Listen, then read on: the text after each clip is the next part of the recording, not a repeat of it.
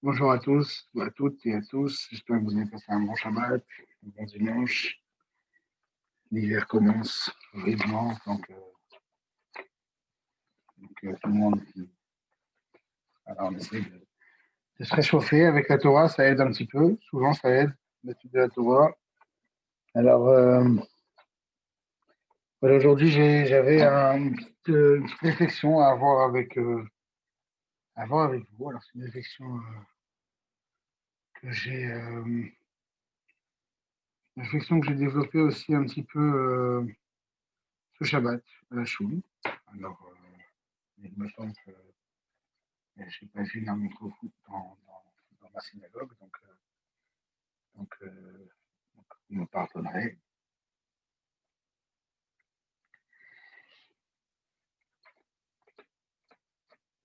Dans, Au tout début de la paracha de la paracha de Vayetse, on nous raconte donc que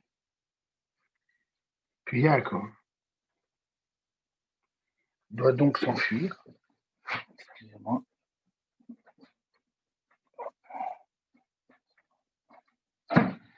Que Yaakov doit donc s'enfuir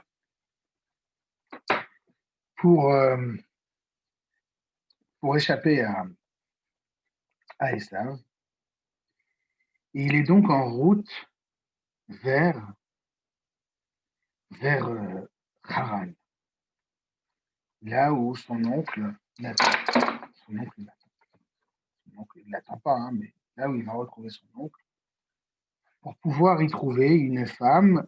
C'était l'ordre qu'il avait reçu de sa mère Rivka et de son père Yitzhak. Et donc, Yaakov, il passe devant Har Hamoria, devant cette montagne incroyable sur laquelle son, son père Yitzhak avait presque failli être sacrifié. Un endroit très, très lourd de sens et très grand du point de vue spirituel. Et Yaakov ne va pas s'y arrêter. Il ne va pas s'arrêter sur le Har Hamoria. Il va continuer, il va poursuivre ça. Et Hachem ne va même pas le retenir. Il va le laisser poursuivre ça. Yaakov est en route, donc il avance, il passe par la Syrie, il continue. Le Midrash nous dit qu'il est arrivé jusqu'en Irak, ouais, qui est l'Irak aujourd'hui. Il arrive en Irak et d'un coup il se dit, mince, qu'est-ce que j'ai fait? Je suis passé à l'endroit où mes ancêtres ont prié et je n'ai pas prié. Aïe, quel dommage. Alors il décide de rebrousser chemin et il est en route vers Haramoria et Hachem fait un grand miracle du coup. Il va amener le Haramoria devant Yaakov. Yaakov va faire sa prière. Hachem va être, semble-t-il, très heureux et il n'a pas envie qu'Yaakov reprenne sa route. Il va donc faire descendre, faire tomber le soleil, ouais, le soleil plus tôt, que le soleil, ben, que la nuit tombe. Et lorsque la nuit tombe, il va donc décider de dormir sur place. Et là, il y a plusieurs questions qui se posent. La première question, elle est si Hachem il voulait tellement que Yaakov s'arrête à Aramoria, à tel point qu'il a fait un miracle, c'est que le Aramoria, il s'est avancé vers lui. Plusieurs miracles. Et une fois qu'il est arrivé, il a fait en sorte que la nuit tombe beaucoup plus tôt. Comme ça, il dort là-bas. c'était si important, pourquoi Hachem n'a-t-il pas orchestré, n'a-t-il pas envoyé un message à Yaakov, lui montrant que ça lui ferait plaisir que Yaakov s'arrête? Pourquoi est-ce que pourquoi Hachem n'a-t-il pas fait en sorte d'appeler en fin de compte Yaakov à Haramoria? Il a attendu que Yaakov traverse Haramoria, qu'il traverse la Syrie, qu'il traverse l'Irak. Et seulement à ce moment-là, il lui dit, Yaakov décide qu'il voulait rebrousser chemin. Hachem lui dit, ben, tiens, c'est ça que j'attendais. Et ben il lui fait un miracle. Et une fois qu'il fait un miracle, tiens, ben, j'aimerais bien même que tu dormes ici. Hop, il fait dormir ici, il fait tomber plus tôt. Pourquoi Hachem n'a-t-il pas tout simplement envoyé un message à Yaakov? Alors la réponse, elle est simple, elle semble simple. Elle est que les Chachamim nous disent Bederech Shadam Rotze Lilech Molichim Oto. Dans la vie, il n'y a pas d'interventionnisme. Le chemin qu'un juif veut entreprendre, c'est le chemin qu'Hachem va laisser faire, va laisser prendre. Hachem n'intervient pas pour qu'on fasse les bons choix. Là où on a envie de se diriger, c'est là où on va aller. Étant donné que Yaakov, il ne voulait pas s'arrêter à Ramoria, il avait envie d'aller directement à Haran, il s'est arrêté à la Yeshiva, c'est vrai, mais il avait envie d'aller à Haran. Étant donné qu'il avait envie d'aller à Haran, Akadosh Baruch Hu, il ne va pas le retenir. Là où tu vas aller, tu iras. Et là, à ce moment-là, il a été, et Hachem n'a pas retenu. Dès que l'homme, il a ne serait-ce qu'une petite envie, il a ne serait-ce qu'une pensée, comme quoi il a envie de bien faire, comme quoi il a envie, là, à ce moment-là, de se prendre en main, alors il y a une notion qui s'appelle Pitrouli Petar, qui est Pitro Shel Machat, Vaniftach Lachem Petar, qui Pitro Shel Ulam.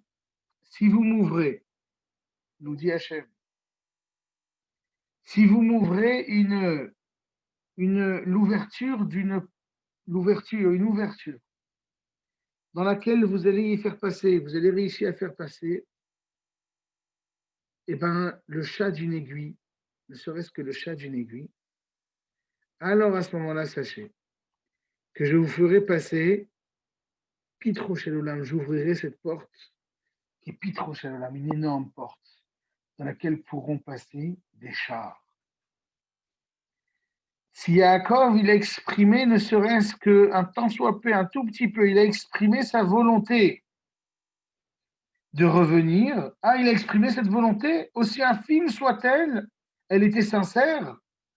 Hachem va décider de lui ouvrir toutes les portes, de lui permettre d'aller et de revenir le plus rapidement possible. Mais il était hors de question que ce soit Hachem qui orchestre cette volonté de s'arrêter à Aramoria.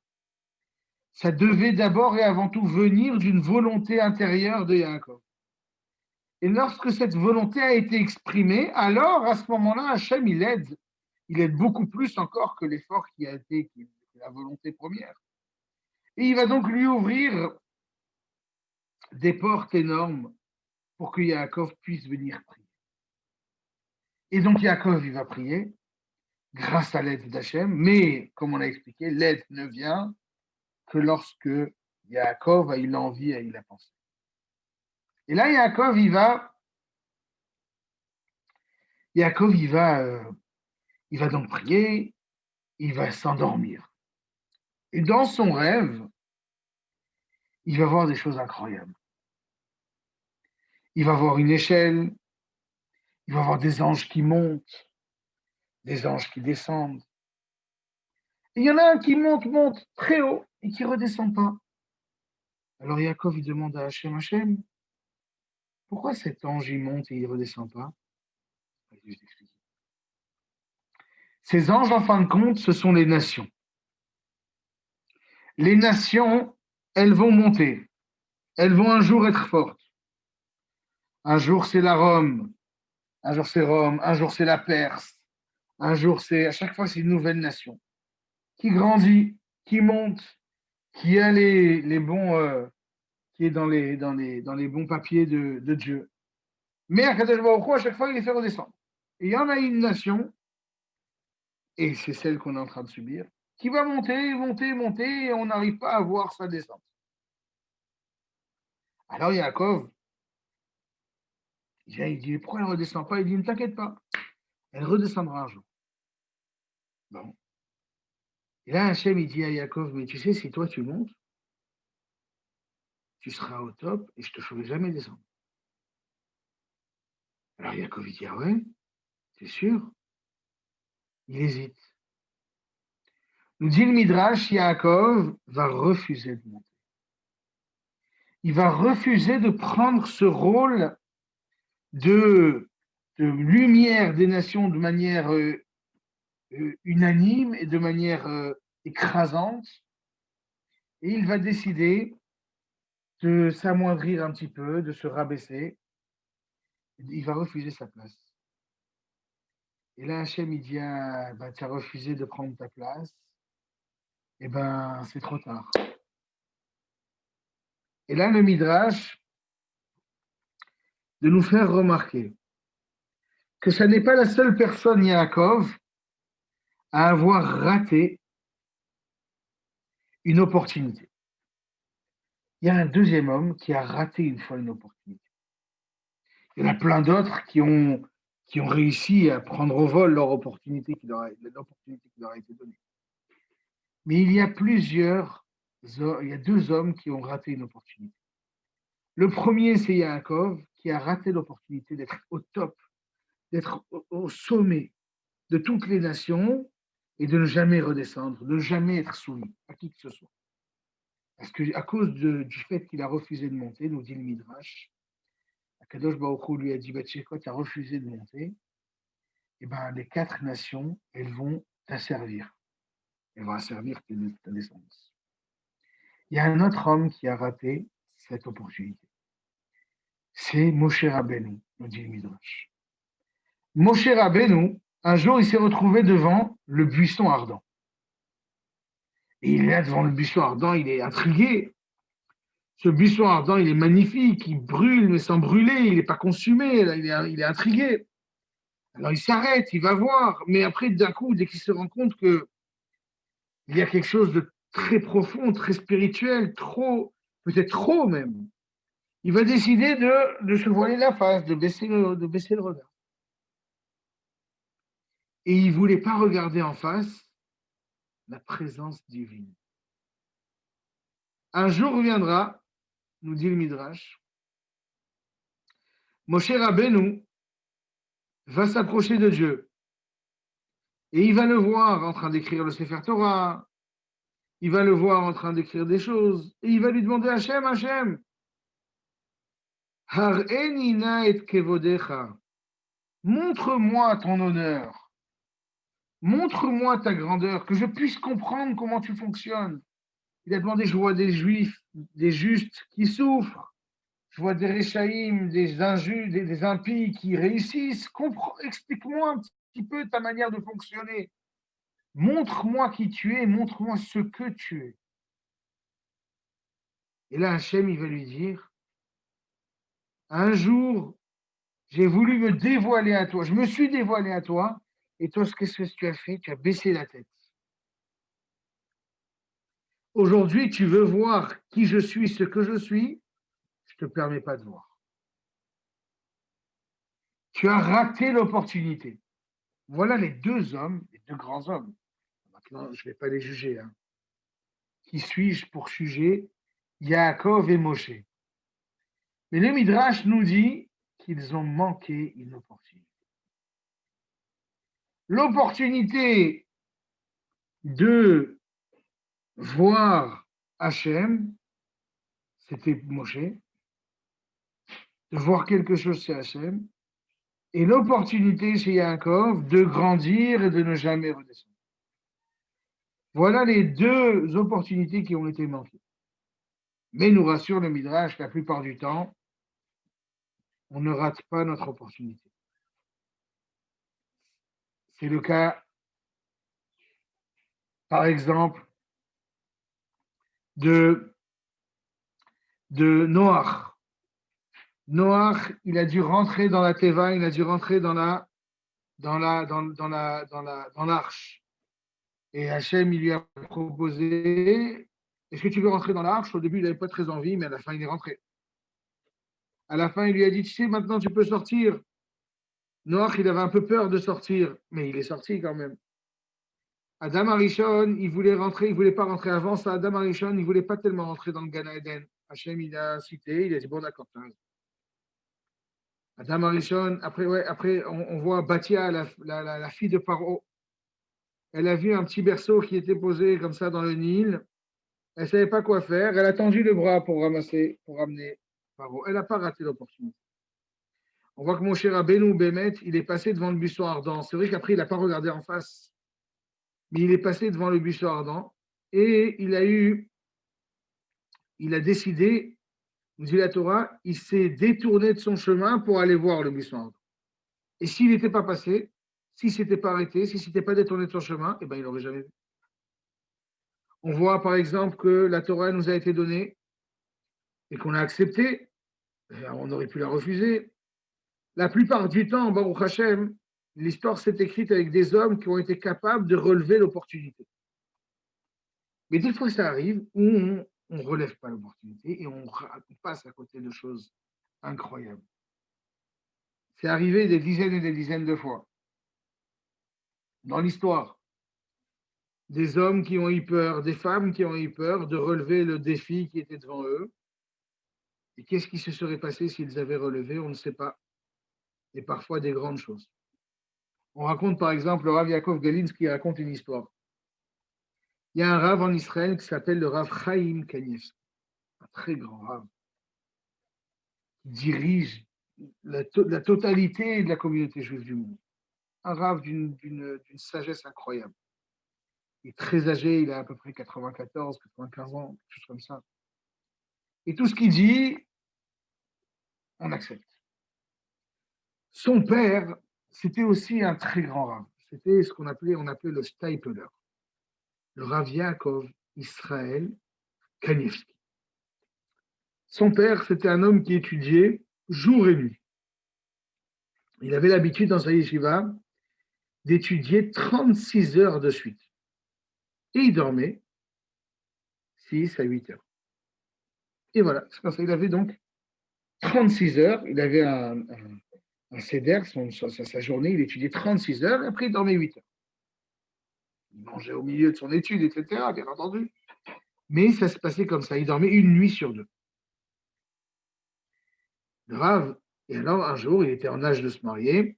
On lui propose une jeune fille. Une jeune fille, on imagine, une jeune fille incroyable. Ça n'était autre que la sœur du Chazonish. Le Chazonish, c'est un Rav Karelitz, c'est un Rav incroyable qui a reconstruit le monde religieux en Israël après la Shoah. On lui propose, mais ça se passe avant la Shoah. On lui propose donc la sœur du Chazonish. Alors, il se renseigne, il décide d'aller la rencontrer, il y en avait pour 6 heures de train. Alors, le Steipeler, il décide de changer, c'était un train qui devait être pris en journée uniquement. Il décide de changer un petit peu de son emploi du temps, et du coup, d'étudier 48 heures de suite, et il s'est dit, je dormirai dans le train, tranquille. En journée, j'ai 6 heures de train, je dormirai dans le train. Il étudie 48 heures de suite et il rentre dans le train, il monte dans le train, il est fatigué et il s'apprête à venir s'asseoir à sa place. Il regarde le siège et il se rend compte que le siège, il est fait, il a l'impression, il n'est pas sûr, hein, il semblerait que ce siège soit fait de lin et de laine. Ah là là là là, catastrophe. On n'a pas le droit de porter le lin et la laine, mais on n'a pas le droit de s'asseoir aussi sur du lin et de la laine. Ça fait 48 heures qu'il n'a pas dormi. Il avait prévu de dormir 6 heures dans le train. Et là, il cherche un siège qui ne serait pas interdit à l'utilisation. Il n'en trouve pas dans tout le train. Il va devoir passer 6 heures de train debout, fatigué. Bon, un bon juif, il ne s'assoit pas, il reste debout, il essaie de dormir un petit peu, mais bon, le train debout, c'est pas ce qu'il y a de plus commode. Il passe 6 heures de train. Il arrive dans la maison où il est censé rencontrer la sœur du Chazon Ish. Heureusement, on lui annonce que le rendez-vous n'est prévu que dans 1 heure a priori. La jeune fille est en retard. Le ravi dit magnifique, je vais pouvoir me reposer au moins une petite heure. Alors il arrive, il se pose dans un lit, il fait la bracha. Il y a une bracha à faire avant de dormir. Baruch ata Hashem, Amapin, Chevle Shena Me'enai, Tunuma Me'afapai, qui fait tomber donc le sommeil sur les yeux. Il fait le Shema Israël et il se couche. Et là, d'un coup, quelqu'un qui tape à la porte. Excusez-moi, ben voilà, en fin de compte, la jeune fille est arrivée plus tôt. Ben vous avez qu'à la rencontrer tout de suite, plutôt que d'attendre. Stapler, il ne sait pas quoi faire. Il a 2 problèmes. Premièrement, il est très fatigué. Et deuxièmement, il a fait la bracha avant de dormir. Et c'est beaucoup. Quand on fait la bracha, il faut absolument dormir. On n'a pas le droit de parler tant qu'on n'a pas commencé à dormir. Alors, il ne sait pas quoi faire. Alors, il se dit, bon,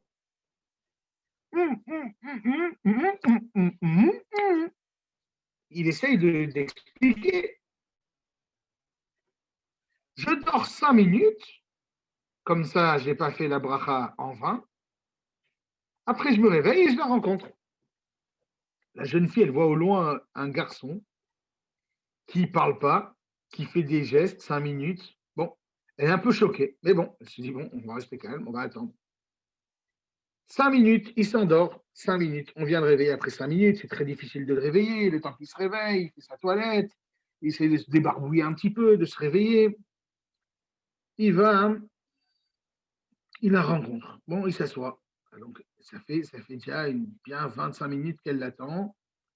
Mais bon, 25 minutes qu'elle l'attend. Il arrive, il s'assoit, et il se met à discuter. Maintenant, le Stapler, malheureusement, il était tombé malade quand il était jeune. Il avait eu des problèmes d'oreille. Il avait une audition qui était défaillante un petit peu. Et donc, du coup, il n'entendait pas. Et la jeune fille, c'était une jeune fille adorable, mais qui, du coup, elle était un petit peu honteuse. Donc, elle ne parlait pas très fort. Alors, il lui demande une première fois de parler un peu plus fort. Mais bon, elle fait un effort, mais c'est toujours pas ça. Ça fait 48 heures qu'il n'a pas dormi, un peu plus de 48 heures qu'il n'a pas dormi. Il a à peine dormi 5 minutes. Il se retrouve devant une jeune fille qui ne parle pas très fort. Qu'est-ce qui se passe à votre avis? Il s'endort devant elle. Alors là, la jeune fille, elle se dit, mais c'est quoi cette histoire-là? C'est quoi ce guet-apens là? On m'a mis dans un guet-apens. On a une jeune fille. On a un jeune homme.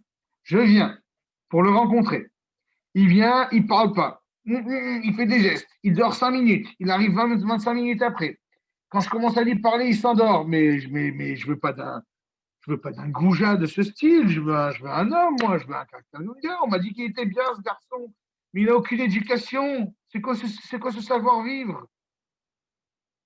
Alors, elle va voir son frère, le Chazon Ish. Et il dit, c'est une blague, tu m'as présenté un goujat. Même pas en rêve, je le rencontre encore une fois. Alors le Chazon Ish, il est un peu choqué. Il fait appeler le jeune homme. Bonjour, peux-tu me raconter un petit peu ce qui se passe? Alors le jeune homme, il se confond en excuses. J'ai honte. Comment est-ce que j'ai reçu cette jeune fille? Mais regardez, c'est un problème. Voilà, j'avais prévu de dormir dans le train. J'avais étudié 48 heures de suite. J'avais prévu de dormir dans le train. Enfin, quand j'ai pas pu m'asseoir. Après, il est venu, j'avais déjà fait la bracha, je ne pouvais pas parler. Donc, du coup, j'ai dû faire des signes, etc. Et malheureusement, j'ai un problème d'oreille, d'audition. Donc, du coup, je n'ai pas pu bien entendre. Je me suis endormi, mais j'ai honte. Je n'en suis plus regardé. Je comprends qu'elle n'a pas envie de se marier avec moi, qu'elle n'a même pas envie de me rencontrer. Laissez-moi juste lui demander pardon. C'est tout ce que je demande. Le Chazon Ish, il vient, il est impressionné. Vous imaginez quel homme il a devant lui. Il va voir sa sœur. Il lui dit, ma chérie, ma sœur, je te comprends. Mais sache que cet homme, c'est un homme, aujourd'hui, il n'entend pas, mais demain, il n'écoute pas, il n'entend pas, mais demain, tout le monde l'écoutera. Tout le monde l'écoutera. Tout le monde. C'est un homme incroyable. Et Bémet ce Rav, il a porté le peuple juif pendant des décennies. Son fils, il porte le peuple juif depuis des décennies. Il avait deux gendres incroyables qui sont décédés depuis, mais qui ont porté le peuple juif. Elle est passée à ça. C'est une femme qui avait vu le Chazon Ish, qui avait grandi dans la maison avec son frère, qui voulait être mariée avec un grand homme. Elle était à ça de passer à côté. Parfois, on a des opportunités et on s'accroche pour des raisons, des fois bêtes. On peut écrire notre histoire, on peut écrire l'histoire de notre famille, on peut écrire l'histoire de notre communauté parfois quand on va s'adonner à, à du social ou à du culturel ou cultuel.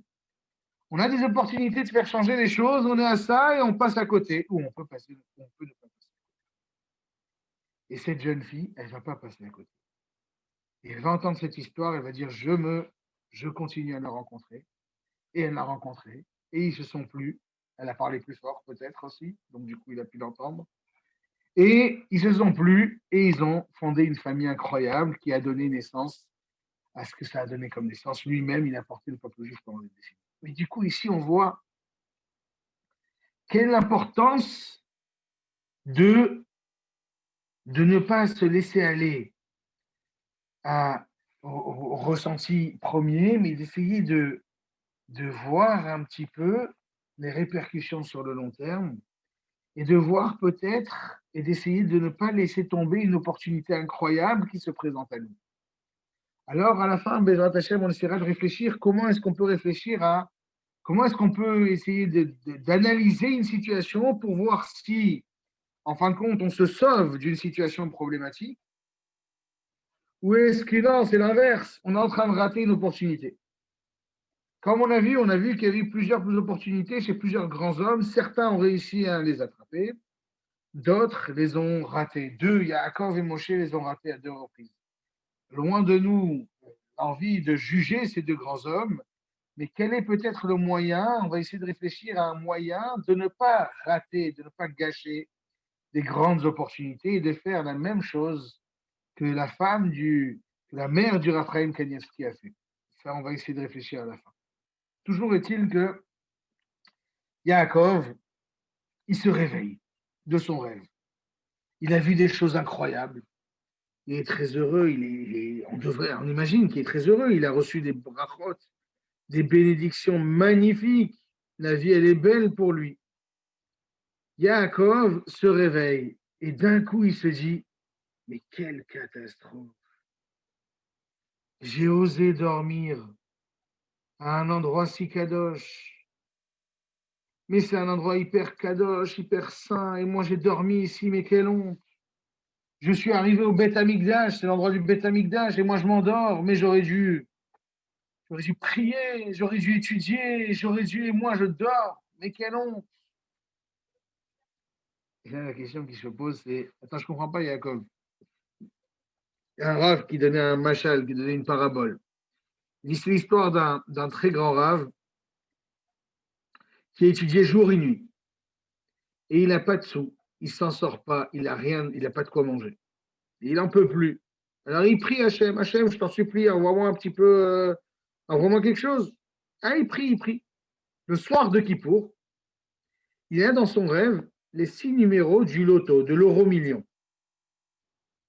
Bon, il se réveille, il va prier toute la journée. Le lendemain matin, il va faire le loto, il gagne l'euro million. Tout le monde est heureux, mais quelle chance, incroyable. Et lui, quelle est sa réaction? C'est malheur à moi, mais malheur à moi. Mais j'ai pensé pendant Kippour au numéro du loto, mais quelle honte! Quelle honte! On a envie de lui dire, attends, écoute, c'est pas très grave. En même temps, tu vas pouvoir étudier la Torah, tu vas pouvoir faire du chesed, donner de l'argent aux pauvres, tu vas pouvoir faire plein de choses. C'est pas grave si l'espace pendant Kippour, Hachem, il t'a offert un cadeau aussi magnifique. C'est vrai que c'est pas très Kippour, c'est vrai. C'est pas tellement l'esprit de Kippour de penser au loto, mais en même temps, c'est un cadeau incroyable de Dieu. Tu ne peux pas regretter d'avoir reçu ce cadeau. Alors nous, on pose la même question à Yaakov. Yaakov, pourquoi tu regrettes d'avoir dormi? Tu as fait un rêve incroyable. Tu as eu des bénédictions incroyables. Réjouis-toi. Réjouis-toi. Tu ne peux pas regretter d'avoir reçu des bénédictions magnifiques.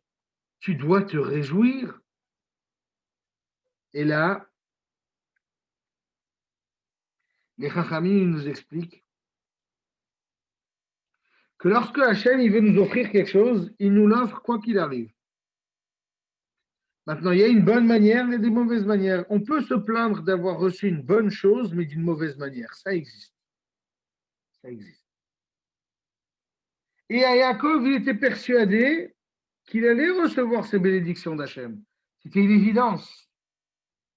Et donc, il se dit, je devrais recevoir les bénédictions d'Hachem. Dommage que je les ai reçues en dormant à un endroit si saint, si kadosh. J'aurais préféré les recevoir à un autre moment. Et je sais qu'Hachem me les aurait donnés, c'est une évidence. Donc, j'aurais préféré les recevoir à un moment, à un autre moment. Voilà ce que les Chachamim nous expliquent. Maintenant,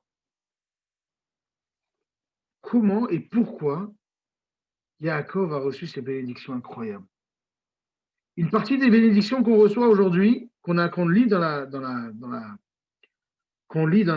paracha, c'est des bénédictions que l'on attend encore aujourd'hui. Hachem, il promet à Yaakov, je ne t'abandonnerai pas tant que je n'ai pas réussi à t'octroyer tous les bienfaits que je t'ai promis. C'est incroyable. Ça veut dire, aujourd'hui, si on attend encore le Mashiach, c'est parce qu'on sait que lorsqu'Hachem il a promis quelque chose, il ne nous abandonne pas tant qu'il n'a pas donné tout ce qu'on mérite, tout ce qu'on a demandé, tout ce qu'on espère. Il ne nous abandonnera jamais. Voilà la promesse d'Hachem. Cette bracha, elle est incroyable. Et bien, Yaakov, il était sûr qu'il allait la recevoir. Quoi qu'il arrive, il était sûr qu'il allait la recevoir. Pourquoi est-ce qu'il regrette? Il regrette d'avoir dormi. Je ne veux pas dormir. Et je sais que cette bracha, je l'aurais reçue.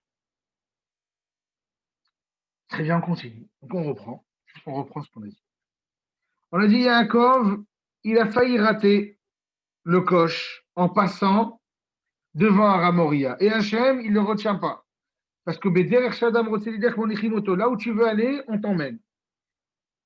À la seconde où Yaakov il a la pensée, l'envie de revenir, Akadosh Baruch Hu, il aide, il lui fait un miracle, il le fait revenir à l'endroit de Aramoria.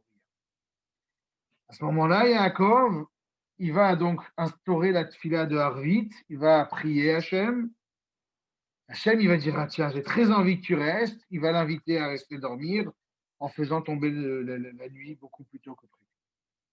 Pendant ce rêve, Hachem l'invite à monter. Yaakov ne va pas prendre cette opportunité, malheureusement, et il ne va pas monter sur cette échelle. Très bien, c'est pas grave, c'est pas le premier à rater une opportunité. Il va avoir des bénédictions incroyables quand même. Il va se réveiller, il va dire, ah, tiens, je voulais pas, j'aurais jamais dû dormir, quelle honte, mais j'ai trop honte. Bon, on est un peu étonné. Et la réponse, c'est que, en fin de compte,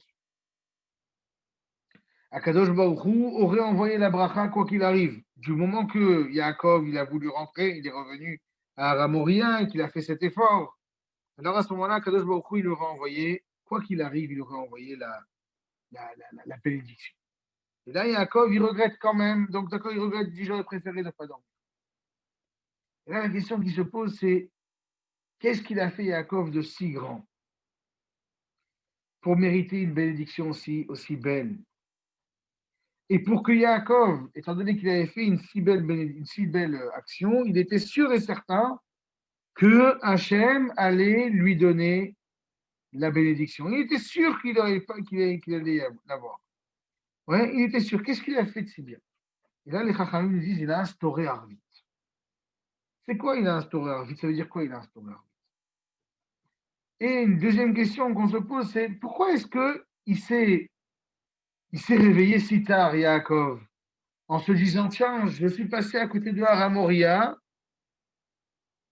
je suis passé à côté de Haramoria et j'ai pas prié. Et quelques jours après, il se dit tiens, j'ai pas prié, qu'est-ce qui m'a pris? Pourquoi est-ce qu'il s'est réveillé? Et là, les Chachamim nous expliquent pardon, que Yaakov, en fait, il s'est posé une question.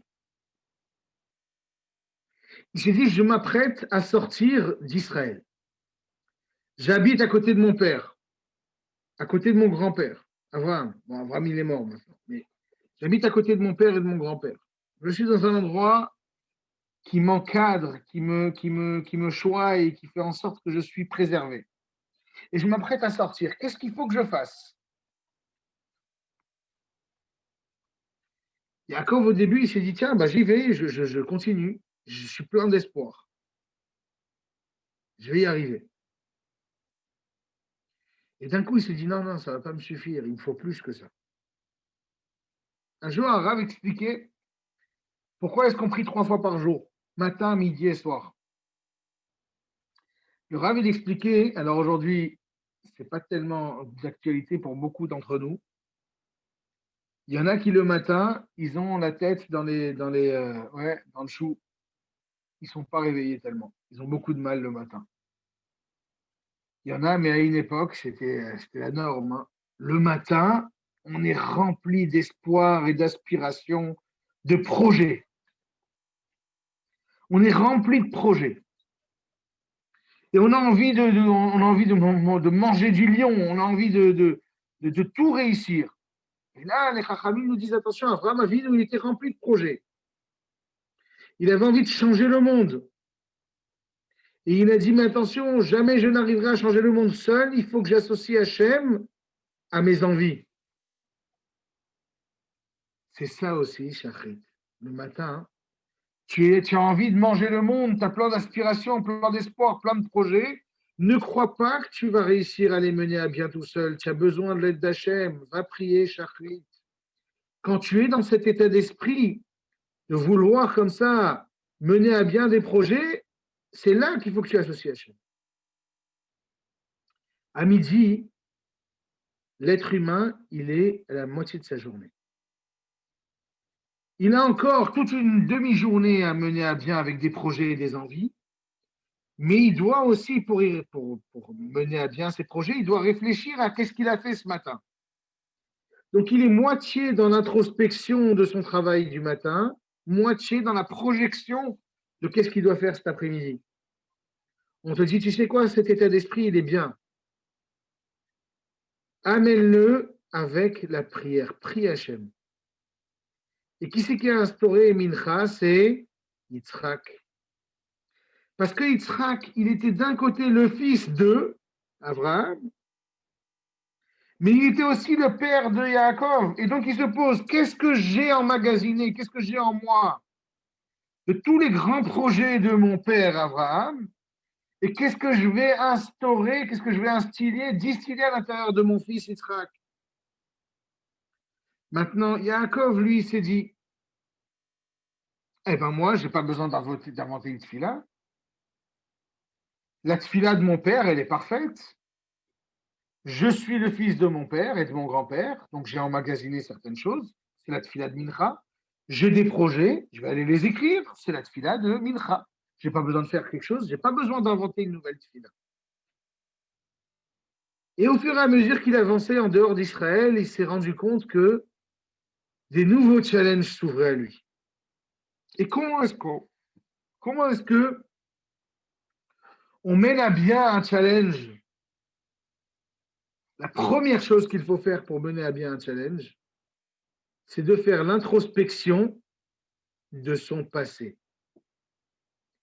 Si tu sais ce que tu as emmagasiné jusqu'à maintenant, il y a de fortes chances pour que tu arrives à mener à bien les nouveaux projets qui s'ouvrent à toi. Mais si tu ne sais pas ce que tu as en toi, il y a de fortes chances pour que tu n'arrives pas à mener à bien les projets qui sont. Donc Yaakov, il avance en dehors d'Israël. Et il se dit, attends, je ne suis pas dans une projection là, je dois être dans une introspection totale pour savoir quelles sont mes qualités, quels sont mes défauts, pour savoir exactement à quoi m'attendre en dehors d'Israël. Et donc, je dois être exactement dans le même état d'esprit que l'on est le soir avant de se coucher, où on n'est pas en train de réfléchir à ce qu'on va faire demain, on est surtout en train de réfléchir à qu'est-ce qu'on a raté aujourd'hui, qu'est-ce qu'on a fait aujourd'hui. On est dans une introspection totale. C'est la tfila de Harvit. Yaakov, plus il avançait en dehors d'Israël et plus il comprenait que ses projets et sa réussite étaient basés uniquement sur sa réflexion sur son passé. Quelles sont mes forces? Quelles sont mes qualités? Où est-ce que j'ai des qualités? Je dois faire l'introspection de ma personne. C'est seulement si je fais l'introspection parfaite de ma personne que j'arriverai demain à mener à bien des nouveaux projets. Et donc, c'est pour ça que d'un coup, il revient, il doit faire Arvit. Arvit, qui est la tfila d'introspection. Les trois tfilotes, c'est un, j'ai des projets, j'ai envie de changer le monde, j'associe Hachem à cet état d'esprit.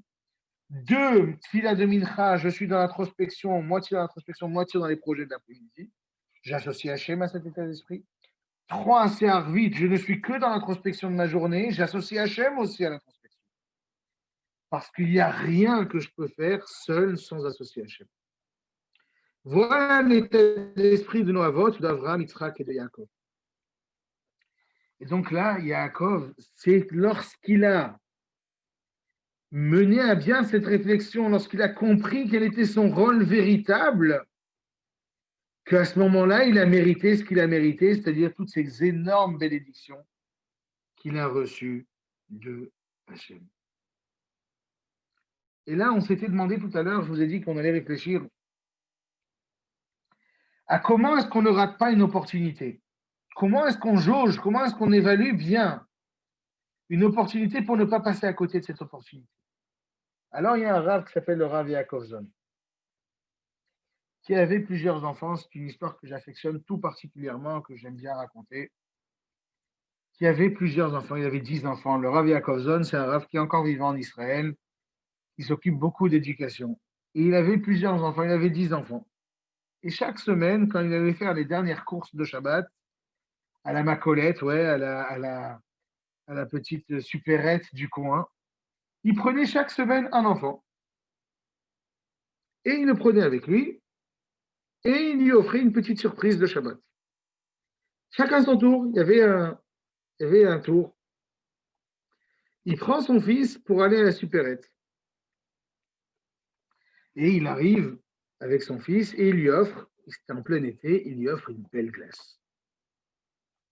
Le fils il est tout content, il monte dans la voiture avec son père et il dit à son père, papa, cette glace, je ne veux pas la manger dans la voiture, je veux la déguster convenablement, posée au soleil sur le banc qui est à côté de la maison.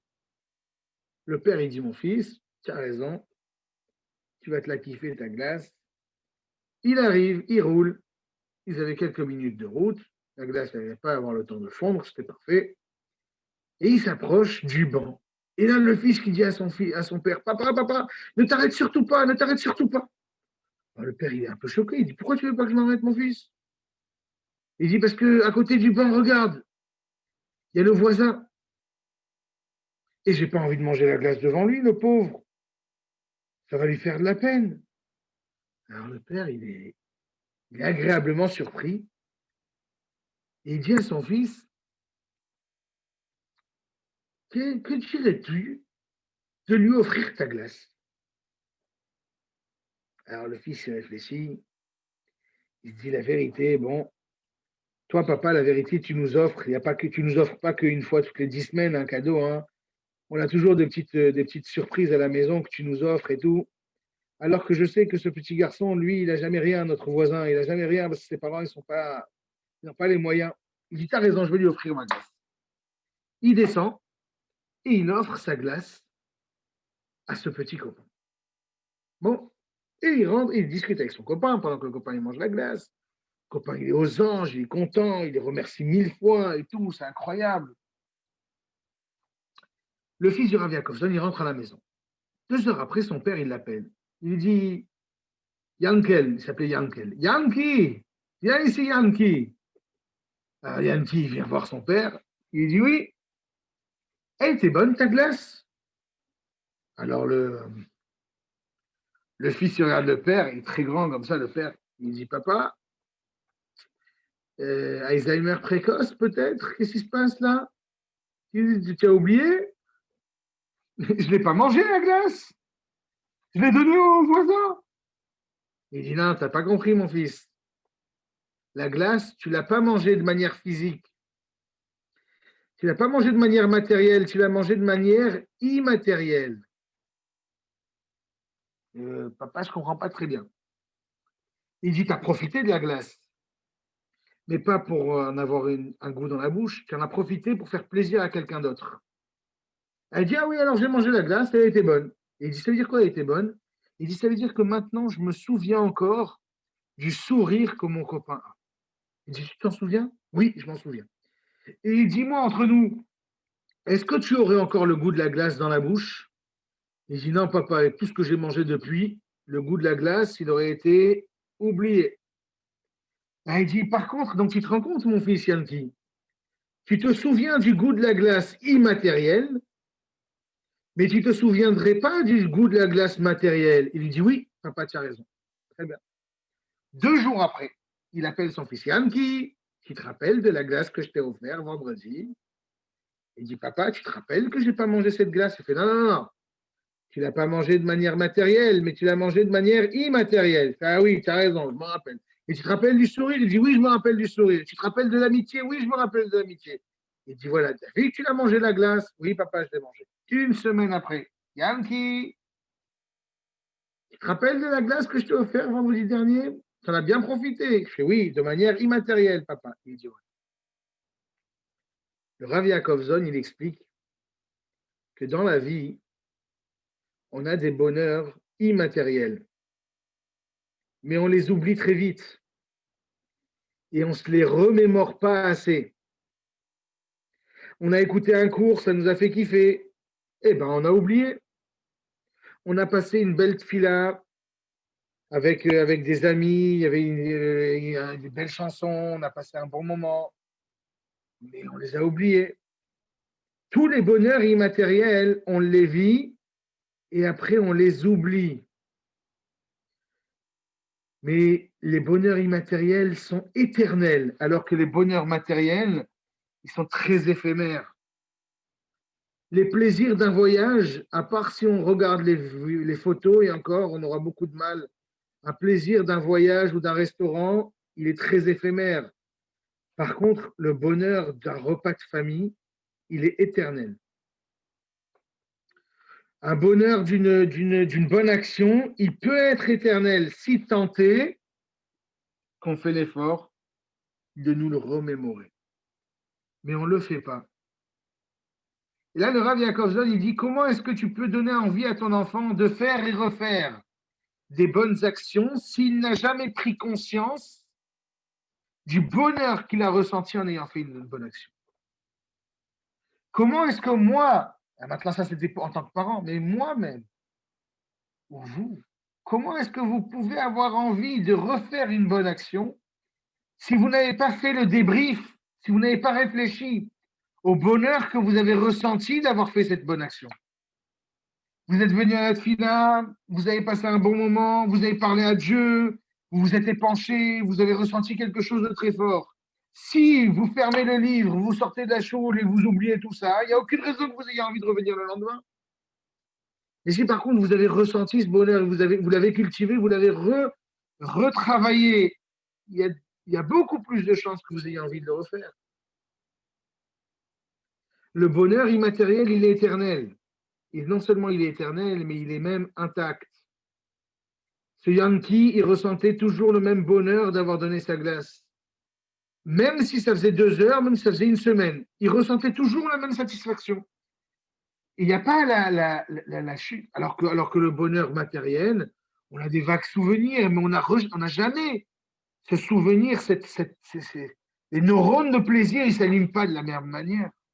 Alors que les neurones de plaisir immatériel, ils peuvent s'allumer à chaque fois de la même manière, quelle que soit la date à laquelle on a reçu. Voilà comment est-ce que les Chachamim nous expliquent qu'on peut ressentir, qu'on peut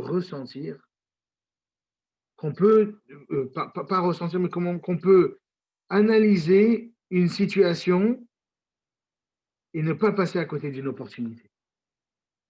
Est-ce que tu as regardé cette situation avec tout le côté immatériel qui l'englobait et qui le portait, ou est-ce que tu as regardé cette situation avec le bonheur matériel ou l'envie ou la force ponctuelle de cette situation? Si tu as réfléchi à cette situation avec tout le bonheur immatériel, avec toute la portée spirituelle et immatérielle que ça comprenait, il y a de fortes chances pour que tu ne passes pas à côté de cette opportunité. Mais si par contre tu ne regardes que qu'est-ce que j'ai à y gagner tout de suite, qu'est-ce que je vais recevoir immédiatement, à l'immédiateté du bonheur ou du plaisir ou je ne sais quoi, il y a de fortes chances pour que tu puisses passer à côté d'une opportunité.